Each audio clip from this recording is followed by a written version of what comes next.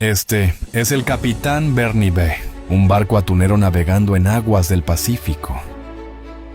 Ha salido de faena de pesca junto a sus experimentados tripulantes, cada uno especializado en distintas áreas: cubierta, máquina, puente, helicóptero, cocina, bodega.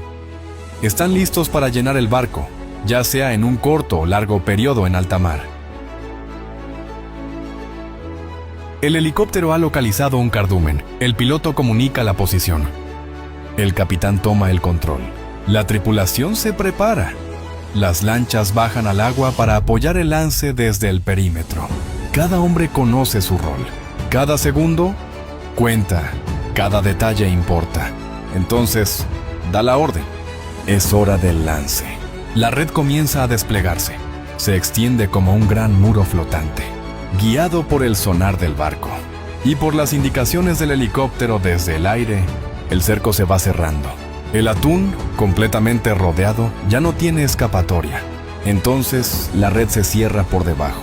El pez queda atrapado. Comienza la faena. Poco a poco, la red se recoge. El bolso se hace más pequeño y más denso. El atún es canalizado hacia el costado del barco. En ese punto, entra en acción el salabardo, un sistema mecánico que extrae el pescado y lo traslada directamente a las cubas de enfriamiento. Allí se conservará fresco hasta llegar a puerto. Esto es pesca de cerco. Esto es el arte de capturar atún. Esto es alta mar. Esto es el Capitán Bernie.